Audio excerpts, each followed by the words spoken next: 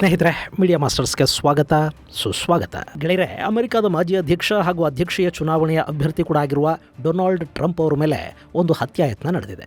ಚುನಾವಣಾ ಪ್ರಚಾರ ಸಭೆಯಲ್ಲಿ ಭಾಗವಹಿಸಿ ಟ್ರಂಪ್ ಭಾಷಣ ಮಾಡ್ತಾ ಇದ್ದಾಗಲೇ ಅವರ ಮೇಲೆ ದುಷ್ಕರ್ಮಿಯೊಬ್ಬ ಗುಂಡು ಹಾರಿಸಿದ್ದಾನೆ. ಕೂದಲೆಳೆಯ ಅಂತರದಲ್ಲಿ ಟ್ರಂಪ್ ಬಚಾವಾಗಿದ್ದಾರೆ.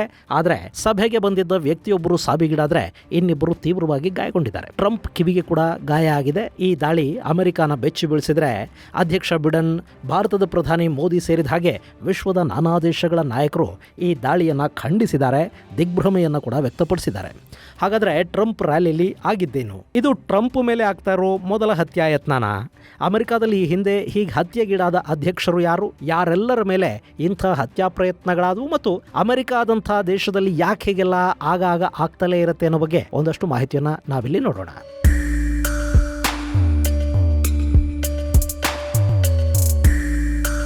ಗೆಳೆಯರೆ, ನಾನು ಈ ಹಿಂದಿನ ವಿಡಿಯೋ ಒಂದರಲ್ಲಿ ಬಾಬಾ ವಂಗಾ ಹೇಳಿದ್ದ ಭವಿಷ್ಯದ ಬಗ್ಗೆ ಮಾತಾಡ್ತಾ 2023ರಲ್ಲಿ ವಿಶ್ವ ಮಟ್ಟದ ನಾಯಕನೊಬ್ಬನ ಮೇಲೆ ಹತ್ಯಾಯತ್ನ ನಡೆಯುತ್ತೆ ಅನ್ನೋ ಬಾಬಾ ವಂಗಾ ಭವಿಷ್ಯದ ಬಗ್ಗೆ ಹೇಳಿದ್ದೆ ಮತ್ತು ಅಂಥ ಘಟನೆ ಕಳೆದ ವರ್ಷ ನಡೀಲಿಲ್ಲ ಅನ್ನೋದನ್ನು ಕೂಡ ನಿಮಗೆ ಹೇಳಿದ್ದೆ. ಅದು ಈ ವರ್ಷ ಆದ ಕಾಣ್ತಾ ಇದೆ. ಶನಿವಾರ ಅಮೆರಿಕದ ಅಧ್ಯಕ್ಷೀಯ ಅಭ್ಯರ್ಥಿ, ರಿಪಬ್ಲಿಕನ್ ಪಕ್ಷದ ನಾಯಕ ಹಾಗೂ ಮಾಜಿ ಅಧ್ಯಕ್ಷ ಡೊನಾಲ್ಡ್ ಟ್ರಂಪ್ ಪೆನ್ಸಿಲ್ವೇನಿಯಾದ ಬಟ್ಲರ್ನಲ್ಲಿ ಚುನಾವಣಾ ಪ್ರಚಾರ ಸಭೆಯಲ್ಲಿ ಭಾಗವಹಿಸಿ ಮಾತಾಡ್ತಾ ಇದ್ರು. ಅವ್ರು ಹಾಗೆ ಭಾಷಣ ಮಾಡ್ತಿರುವಾಗಲೇ ಒಂದಷ್ಟು ಗನ್ ಶಾಟ್ಸ್ನ ಶಬ್ದ ಕೇಳಿಬಂತು.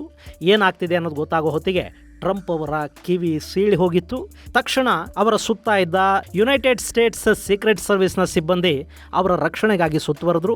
ಇದೆಲ್ಲ ಆಗೋ ಹೊತ್ತಿಗೆ ಸಭೆಯಲ್ಲಿ ಭಾಗವಹಿಸಿದ್ದ ವ್ಯಕ್ತಿಯೊಬ್ಬರು ಗುಂಡೇಟಿನಿಂದ ಸಾವಿಗೀಡಾಗಿದ್ರು ಮತ್ತು ಇನ್ನಿಬ್ಬರು ತೀವ್ರವಾಗಿ ಗಾಯಗೊಂಡಿದ್ರು. ಅವ್ರನ್ನ ಕೂಡಲೇ ಆಸ್ಪತ್ರೆಗೆ ದಾಖಲಿಸಲಾಯಿತು.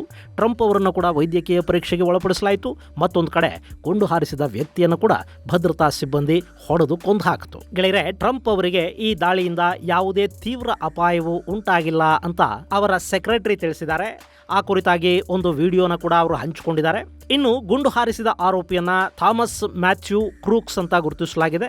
ಅವನ ಈ ಕೃತ್ಯ ನಡೆದ ಬಟ್ಲರ್ನಿಂದ 40 ಮೈಲಿ ದೂರದ ಬೇಥಲ್ ಪಾರ್ಕ್ನವನು ಅಂತ ಹೇಳಲಾಗ್ತಾ ಇದೆ. ಆದರೆ ಅವನು ಟ್ರಂಪ್ ಅವರನ್ನು ಕೊಲ್ಲೋದಕ್ಕೆ ಯಾಕೆ ಬಂದಿದ್ದ, ಅವನ ಉದ್ದೇಶ ಏನಿತ್ತು ಮತ್ತು ಅದರ ಹಿಂದಿನ ಕಾರಣ ಏನು ಅನ್ನೋ ಬಗ್ಗೆ ಇನ್ನಷ್ಟು ತನಿಖೆಗಳು ನಡೀಬೇಕಿವೆ. ಅವನ ಹತ್ತಿರದ ಸಂಬಂಧಿಗಳು, ಸ್ನೇಹಿತರು, ಅವನ ಸಂಪರ್ಕದಲ್ಲಿದ್ದವರು ಎಲ್ಲರನ್ನ ಹುಡುಕಿ ವಿಚಾರಣೆಗೆ ಒಳಪಡಿಸುವ ಕೆಲಸವನ್ನ ಇನ್ನೂ ಅಲ್ಲಿನ ಪೊಲೀಸರು ಮಾಡ್ತಾರೆ. ಅದಾದ ನಂತರ ಅಷ್ಟೇ ಅಲ್ಲಿ ಈ ಹತ್ಯಾಯತ್ನದ ಹಿಂದಿನ ಕಾರಣ ಏನು ಅನ್ನೋದು ಗೊತ್ತಾಗಬಹುದು. ಗೆಳೆಯರೆ, ಅಮೆರಿಕ ಅನ್ನೋ ಅತಿ ಪುರಾತನ ಪ್ರಜಾಪ್ರಭುತ್ವ ಹಾಗೂ ಜಗತ್ತಿನ ದೊಡ್ಡಣ್ಣ ಅಂತ ಬೀಗೋ ದೇಶದಲ್ಲಿ ಅಧ್ಯಕ್ಷರ ಮೇಲಿನ ದಾಳಿಗಳು, ಹತ್ಯೆಗಳು, ಹತ್ಯಾಯತ್ನಗಳು ಇವ್ಯಾವೂ ಕೂಡ ಹೊಸವೇನಲ್ಲ. ಅಲ್ಲಿನ 4 ಮಂದಿ ಅಧ್ಯಕ್ಷರು ಇದುವರೆಗೆ ಹೀಗೆ ಕೊಲೆಯಾಗಿ ಹೋಗಿದ್ದಾರೆ. ಅಮೆರಿಕದ ಅಧ್ಯಕ್ಷರ ಹತ್ಯೆಯ ಅಕೌಂಟ್ ಓಪನ್ ಆಗೋದು ಅಬ್ರಹಂ ಲಿಂಕನ್ ಅವರ ಕೊಲೆಯ ಮೂಲಕ. ಲಿಂಕನ್ ಅಮೆರಿಕದ 16ನೇ ಅಧ್ಯಕ್ಷ. 1861ರಿಂದ 1865ರವರೆಗೆ ಅಮೆರಿಕದ ಅಧ್ಯಕ್ಷರಾಗಿದ್ದ ಲಿಂಕನ್ ತಮ್ಮ ಆಡಳಿತಾವಧಿಯ ಉದ್ದಕ್ಕೂ ಹಲವಾರು ಅಗ್ನಿ ಪರೀಕ್ಷೆಗಳನ್ನು ಎದುರಿಸಿಕೊಂಡು ಬಂದವರು. ಲಿಂಕನ್ ಅವರ ಬಗ್ಗೆ ಅಮೆರಿಕನ್ನರಿಗೆ ಇವತ್ತಿಗೂ ಕೂಡ ಒಂದು ವಿಶೇಷ ಗೌರವ ಇದೆ. ಇಂಥ ಲಿಂಕನ್ ವಿಷಯದಲ್ಲಿ ಕೂಡ ಒಂದು ಆಗಬಾರದ ದುರಂತ ನಡೆದು ಹೋಯಿತು.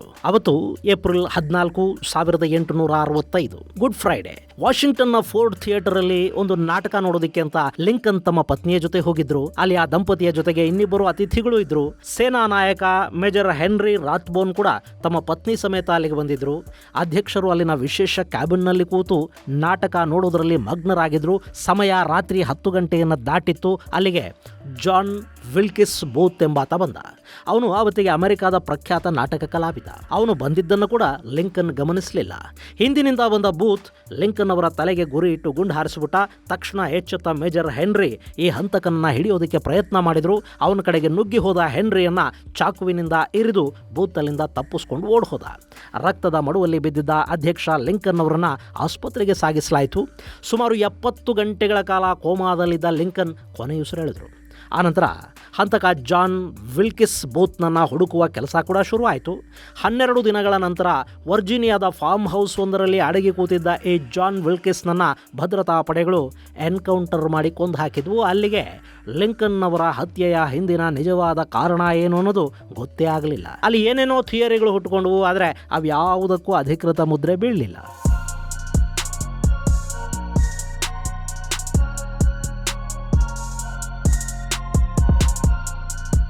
ಇನ್ನು ಅಮೆರಿಕದ 20ನೇ ಅಧ್ಯಕ್ಷ ಜೇಮ್ಸ್ ಗಾರ್ಫೀಲ್ಡ್ ಅಧಿಕಾರ ವಹಿಸಿಕೊಂಡಿನ್ನು 4 ತಿಂಗಳಷ್ಟೇ ಆಗಿತ್ತು. ಅವತ್ತು ಶನಿವಾರ ಜುಲೈ 2, 1881 ಆತ ವಾಷಿಂಗ್ಟನ್ನ ಪೆನ್ಸಿಲ್ವೇನಿಯಾ ರೈಲ್ವೆ ಸ್ಟೇಷನ್ಗೆ ಬಂದರು. ಅಲ್ಲಿ ಪ್ಲಾಟ್ಫಾರ್ಮ್ ಮೇಲೆ ನಿಂತಿರುವಾಗಲೇ ಅಲ್ಲಿನ ಲೇಖಕ ಹಾಗೂ ವಕೀಲ Charles J Guiteau .442 Webley British Bulldog revolver ಅನ್ನು ಬಳಸಿ ಅಧ್ಯಕ್ಷ ಗಾರ್ಫೀಲ್ಡ್ ಮೇಲೆ ಗುಂಡು ಹಾರಿಸಿಬಿಟ್ಟ. ಒಂದು ಗುಂಡು ಗಾರ್ಫೀಲ್ಡ್ ಅವರ ತೋಳನ್ನ ಸೀಳಿದ್ರೆ ಮತ್ತೊಂದು ಅವರ ಬೆನ್ನನ್ನ ಸೀಳಿ ಹೊರಬಂದಿತ್ತು. ತೀವ್ರವಾಗಿ ಗಾಯಗೊಂಡಿದ್ದ ಗಾರ್ಫೀಲ್ಡ್ ಅವರನ್ನ ಆಸ್ಪತ್ರೆಗೆ ದಾಖಲಿಸಲಾಯಿತು. ಸುಮಾರು 72 ದಿನ ಸಾವು ಬದುಕಿನ ಹೋರಾಟ ನಡೆಸಿದ ಗಾರ್ಫೀಲ್ಡ್ ಕೊನೆಗೂ ಬದುಕುಳಿಯೋದಕ್ಕೆ ಸಾಧ್ಯ ಆಗಲಿಲ್ಲ. ಇನ್ನು ಈ ಚಾರ್ಲ್ಸ್ ಜೆ ಗೈಟೋ ಇದ್ನಲ್ಲ, ಇವನನ್ನು ಬಂಧಿಸಲಾಯಿತು. ವಿಚಾರಣೆ ಸಂದರ್ಭದಲ್ಲಿ ಅವನು ಹತ್ಯೆಗೆ ಕಾರಣ ಏನು ಅನ್ನೋದನ್ನು ಕೂಡ ಹೇಳಿಕೊಂಡ. ಈ ಚಾರ್ಲ್ಸ್ ಅಧ್ಯಕ್ಷ ಜೇಮ್ಸ್ ಗಾರ್ಫೀಲ್ಡ್ ಅವರ ಚುನಾವಣೆಯಲ್ಲಿ ತುಂಬ ಆಕ್ಟಿವ್ ಆಗಿ ಕೆಲಸ ಮಾಡಿದ್ದ. ಆ ಚುನಾವಣೆಯಲ್ಲಿ ಜೇಮ್ಸ್ ಗಾರ್ಫೀಲ್ಡ್ ಆರಿಸಿ ಬಂದರು.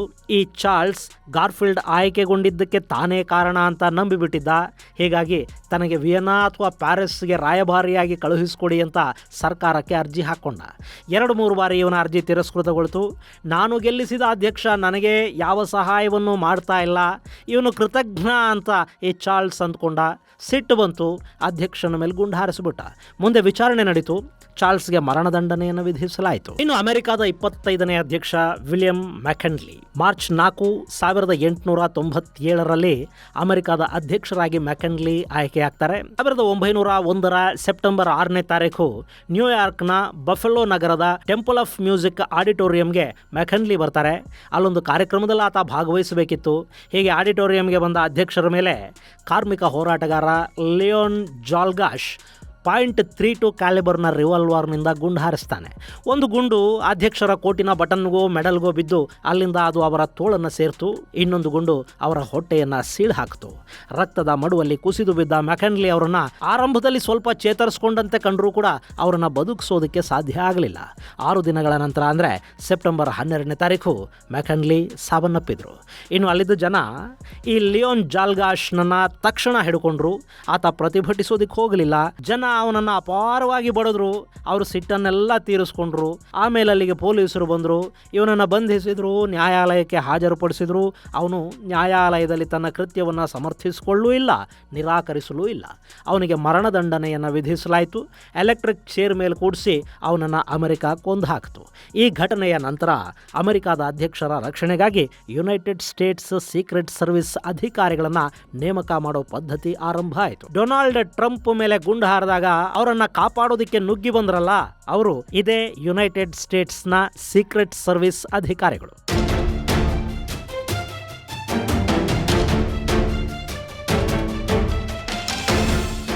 ಅಧ್ಯಕ್ಷರ ರಕ್ಷಣೆಗಾಗಿ ಅವರನ್ನ ನೇಮಕಗೊಳಿಸುವ ನಿರ್ಧಾರವನ್ನ ಕೈಗೊಂಡಿದ್ದು 1901. ಇನ್ನು ಹೀಗೆ ಲಿಂಕನ್ ಅವರಿಂದ ಆರಂಭವಾದ ಅಧ್ಯಕ್ಷರ ಹತ್ಯಾ ಸರಣಿಯಲ್ಲಿ ಇಲ್ಲಿಯವರೆಗೆ ಕೊನೆಯ ಹೆಸರಾಗಿ ಕಾಣಿಸಿಕೊಳ್ಳೋದು ಜಾನ್ ಎಫ್ ಕೆನಡಿ ಅವರದ್ದು. ಗೆಳೆಯರೆ, ಅದು 1963 ನವೆಂಬರ್ 22 ಡಲ್ಲಾಸ್ ನಗರದಲ್ಲಿ ಅಮೆರಿಕದ 35ನೇ ಅಧ್ಯಕ್ಷ ಜಾನ್ ಎಫ್ ಕೆನಡಿ ಅವರ ಕಾನ್ವಾಯ್ ಹೋಗ್ತಾ ಇತ್ತು.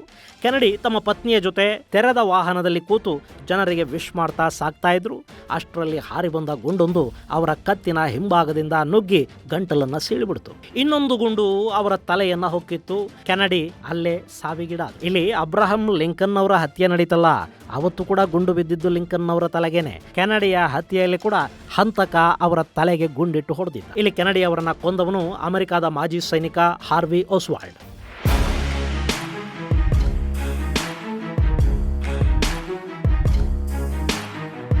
ಈ ಹಾರ್ವಿ ಓಸ್ವಾಲ್ಡ್ನನ್ನ ಬಂಧಿಸಲಾಯಿತು.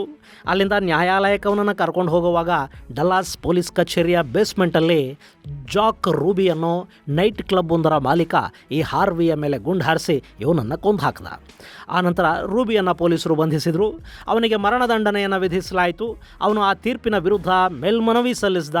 ಅದರ ವಿಚಾರಣೆ ನಡೀತಿರುವಾಗಲೇ ಅವನು ಕೂಡ ಜೈಲಲ್ಲೇ ಸಾವಿಗೀಡಾದ. ಅಲ್ಲಿಗೆ ಜಾನ್ ಎಫ್ ಕೆನಡಿಯನ್ನ ಆ ಮಾಜಿ ಸೈನಿಕ ಯಾಕೆ ಕೊಂದ, ಅವನನ್ನು ಈ ಕ್ಲಬ್ ಓನರ್ ಯಾಕೆ ಕೊಲೆ ಮಾಡ್ದ, ಇದು ಯಾವುದೂ ಕೇಳಿರೋದಕ್ಕೂ ಕೂಡ ಸರಿಯಾದ ಉತ್ತರಗಳು ಸಿಗಲಿಲ್ಲ. ಆ ಹತ್ಯೆಯ ಹಿಂದೆ ಬೇರೆ ಯಾವುದೋ ದೊಡ್ಡ ಸಂಚಿದೆ, ಯಾರನ್ನೋ ಕಾಪಾಡೋ ಕೆಲಸ ಅಲ್ಲಿ ನಡೀತು ಅಂತ ಅಮೆರಿಕ ಮಾತಾಡ್ಕೊಳ್ತು. ಆದರೆ ಹಾಗೆ ಕಾಪಾಡಲ್ಪಟ್ಟವರು ಯಾರು ಅನ್ನೋದು ಇವತ್ತಿಗೂ ಗೊತ್ತಾಗಿಲ್ಲ. ಇವು ಅಮೆರಿಕಾದ ಅಧ್ಯಕ್ಷರ ಹತ್ಯೆಗಳಾದರೆ, ಹತ್ಯಾ ಯತ್ನಗಳು ಅಂತ ನಾವು ಪಟ್ಟಿ ಮಾಡಿದರೆ ಅದರಲ್ಲಿ ಮೊದಲನೇದಾಗಿ ಥಿಯೋಡರ್ ರೂಸ್ವೆಲ್ಟ್ ಕಾಣಿಸ್ಕೊಳ್ತಾರೆ. ಹಾಗೆ ರೊನಾಲ್ಡ್ ರೀಗನ್ ಅವರ ಮೇಲೆ ಕೂಡ ಹತ್ಯಾಯತ್ನ ಆಯಿತು. ಈಗ ಆ ಸಾಲಿಗೆ ಡೊನಾಲ್ಡ್ ಟ್ರಂಪ್ ಸೇರ್ಪಡೆ ಆಗಿದ್ದಾರೆ. ಇನ್ನು ಟ್ರಂಪ್ ಮೇಲೆ ಹತ್ಯಾಯತ್ನಗಳು ನಡೆದಿರೋದು ಇದು ಮೊದಲೇನಲ್ಲ. ಈ ಹಿಂದವರು ಅಧ್ಯಕ್ಷರಾಗಿದ್ದ ಅವಧಿಯಲ್ಲಿ ಕೂಡ ಟ್ರಂಪ್ ಅವರನ್ನು ಕೊಲ್ಲೋದಕ್ಕೆ ಒಂದಷ್ಟು ಪ್ರಯತ್ನಗಳು ನಡೆದವಾದರೂ ಅದು ಯಾವುದರಲ್ಲೂ ಅವರು ಗಾಯಗೊಳ್ಳೋದಾಗ್ಲಿ ಅಥವಾ ಬೇರೆ ಏನಾದರೂ ಹಾನಿ ಉಂಟಾಗೋದಾಗ್ಲಿ ಆಗಿರಲಿಲ್ಲ. ಇನ್ನು ಇಂಥ ಪ್ರಯತ್ನಗಳು, ಬೆದರಿಕೆಗಳು ಅಲ್ಲಿ ಒಬಾಮಾಯಿಂದ ಹಿಡಿದು ಈಗಿನ ಅಧ್ಯಕ್ಷ ಬಿಡೆನ್ವರೆಗೆ ಎಲ್ಲರೂ ಅನುಭವಿಸಿದ್ದಾರೆ. ಒಬಾಮಾ ಅಧ್ಯಕ್ಷರಾಗಿದ್ದ ಅವಧಿಯಲ್ಲಿ ಆರೋಪಿಯೊಬ್ಬ ವೈಟ್ ಹೌಸ್ ಮೇಲೆ ಗುಂಡು ಹಾರಿಸಿದ್ದ. ಅವನನ್ನು ಬಂಧಿಸಲಾಯಿತು. ಅವನಿಗೆ 25 ವರ್ಷಗಳ ಜೈಲು ಶಿಕ್ಷೆ ಕೂಡ ಆಯಿತು. ಆದರೆ ಆ ಯಾವ ಘಟನೆಗಳಲ್ಲೂ ಅಧ್ಯಕ್ಷರು ಗಾಯಗೊಳ್ಳುವ ಮಟ್ಟದ ಘಟನೆಗಳು ನಡೆದಿರಲಿಲ್ಲ. ಈಗ ಡೊನಾಲ್ಡ್ ಟ್ರಂಪ್ ಮೇಲೆ ಅಮೆರಿಕ ಬೆಚ್ಚಿ ಬೀಳೋ ಥರದ ಒಂದು ಹತ್ಯಾಯತ್ನ ನಡೆದಿದೆ. ಹೀಗೆ ಗುಂಡು ಹಾರಿಸಿ ಕೂದಲೆಳೆಯ ಅಂತರದಲ್ಲಿ ಪ್ರಾಣಾಪಾಯದಿಂದ ಪಾರಾಗೋದಿದೆಯಲ್ಲ, ಇದು 1981ರಲ್ಲಿ ರೊನಾಲ್ಡ್ ರೀಗನ್ ಅವರ ಮೇಲೆ ನಡೆದ ಹತ್ಯಾಯತ್ನದ ನಂತರ ಟ್ರಂಪ್ ಅವರ ಮೇಲೆ ಆಗಿರೋದು. ಹೀಗಾಗಿ ಅಮೆರಿಕ ಸ್ವಲ್ಪ ಆತಂಕಗೊಂಡಂತೆ ಕಾಣ್ತಾ ಇದೆ. ಇನ್ನು ಈ ಬಾರಿ ಕೂಡ ಅಧ್ಯಕ್ಷರನ್ನ ಪ್ರಾಣಾಪಾಯದಿಂದ ಕಾಪಾಡಿರೋದು ಸೀಕ್ರೆಟ್ ಸರ್ವಿಸ್ ಸಿಬ್ಬಂದಿನೇ. ಇನ್ನು ಇಂಥ ಘಟನೆಗಳು ಅಮೆರಿಕಾದಲ್ಲಿ ಯಾಕಾಗತ್ವೆ ಅಂದರೆ ಅಲ್ಲಿ ಆಯುಧಗಳ ಲಭ್ಯತೆ ಅನ್ನೋದು ತುಂಬ ಹೆಚ್ಚಿದೆ. ನಮ್ಮಲ್ಲಿರೋ ಹಾಗೆ ಬಂದೂಕುಗಳನ್ನು ಇಟ್ಟುಕೊಳ್ಳೋದಕ್ಕೆ ಅಲ್ಲಿ ತುಂಬ ರಿಸ್ಟ್ರಿಕ್ಷನ್ಸ್ ಏನಿಲ್ಲ. ಆಟಿಕೆಗಳ ಹಾಗೆ ಆಯುಧಗಳು ಸಿಗುತ್ತವೆ. ಅಲ್ಲಿನ ಎಕಾನಮಿಯನ್ನು ಲೀಡ್ ಮಾಡೋದು ಆಯುಧ ಮತ್ತು ಔಷಧ ಇಂಡಸ್ಟ್ರಿಗಳು. ಹಾಗೆ ಅಲ್ಲಿನ ಅಧ್ಯಕ್ಷೀಯ ಚುನಾವಣೆಗಳಿಗೆ ಕೂಡ ಅತಿ ಹೆಚ್ಚು ಫಂಡ್ ಮಾಡೋದು ಕೂಡ ಅಲ್ಲಿನ ಔಷಧ ಮತ್ತು ಆಯುಧ ಇಂಡಸ್ಟ್ರಿಗಳೆಲ್ಲಾರಡುಗಳೇ. ಹೀಗಾಗಿ ಯಾವುದೇ ಸರ್ಕಾರ ಬಂದರೂ, ಯಾರೇ ಅಧ್ಯಕ್ಷರಾದರೂ ಅಲ್ಲಿನ ಆಯುಧ ಮಾರುಕಟ್ಟೆಯನ್ನು ನಿಗ್ರಹಿಸೋದಕ್ಕೆ, ನಿಯಂತ್ರಿಸೋದಕ್ಕೆ ಹೋಗೋದಿಲ್ಲ. ಅದು ಅಮೆರಿಕಾದಲ್ಲಿ ಸಾಧ್ಯವಾಗ್ತಾ ಇಲ್ಲ. ಹಾಗೆ ಡ್ರಗ್ಸ್ ಕೂಡ ಅಲ್ಲಿ ವಿಪರೀತ ಪ್ರಮಾಣದಲ್ಲಿ ಹಾವಳಿ ಇಡ್ತಾ ಇದೆ. ಇದರ ಪರಿಣಾಮ ಏನು ಅಂದರೆ ಅಮೆರಿಕಾದಲ್ಲಿ ಕ್ರೈಮ್ ರೇಟ್ ಕೂಡ ಹೆಚ್ಚಾಗ್ತಾ ಇದೆ. ಜಗತ್ತಿಗೆ ಏನೇನೋ ಪಾಠ ಮಾಡೋ ಅಮೆರಿಕ ತನ್ನ ನೆಲದಲ್ಲಿನ ಅಪರಾಧ ಚಟುವಟಿಕೆಗಳನ್ನು ನಿಯಂತ್ರಿಸೋದರಲ್ಲಿ ವಿಫಲವಾಗಿದೆ ಅನ್ನೋದು ಖಂಡಿತ ಸುಳ್ಳಲ್ಲ. ಹೀಗಾಗಿನೇ ಅಲ್ಲಿನ ಶಾಲೆಗಳಲ್ಲಿ, ಕಾಲೇಜುಗಳಲ್ಲಿ ಏಕಾಏಕಿ ಗುಂಡು ಹಾರಿಸಿ ಸಾಮೂಹಿಕ ಹತ್ಯೆಗಳನ್ನು ಮಾಡೋದು, ಯಾರ ಮೇಲೆ ಬೇಕಾದರೂ ಹತ್ಯಾಯತ್ನ ನಡೆಯೋದು, ಯಾರ ಕೊಲೆಗಳು ಯಾವಾಗ ಬೇಕಾದರೂ ಆಗಿ ಹೋಗೋದು, ಇದೆಲ್ಲ ಸಹಜವಾಗಿ ನಡೀತಾ ಇರುತ್ತೆ. ಅದಕ್ಕೆ ಅಮೆರಿಕಾದ ಆಡಳಿತ ವ್ಯವಸ್ಥೆ ಮತ್ತು ಅಲ್ಲಿನ ಸಾಮಾಜಿಕ ವ್ಯವಸ್ಥೆಗಳು ಕಾರಣನೇ ಹೊರತು ಮತ್ತಿನ್ನೇನೂ ಅಲ್ಲ. ಇದು ಗೆಳೆಯರೆ, ಅಮೆರಿಕ ಅಧ್ಯಕ್ಷೀಯ ಅಭ್ಯರ್ಥಿ ಟ್ರಂಪ್ ಮೇಲೆ ನಡೆದ ಹತ್ಯಾಯತ್ನ ಹಾಗೂ ಅಮೆರಿಕಾದ ಈ ಹಿಂದಿನ ಅಧ್ಯಕ್ಷರುಗಳ ಕೊಲೆಗೆ ಸಂಬಂಧಪಟ್ಟ ಒಂದಷ್ಟು ಮಾಹಿತಿ. ಮುಂದಿನ ಸಂಚಿಕೆಯಲ್ಲಿ ಮತ್ತಷ್ಟು ವಿಶೇಷಗಳ ಜೊತೆ ಮತ್ತೆ ಭೇಟಿಯಾಗೋಣ. ಅಲ್ಲಿವರೆಗೆ ಜೈ ಹಿಂದ್, ಜೈ ಕರ್ನಾಟಕ.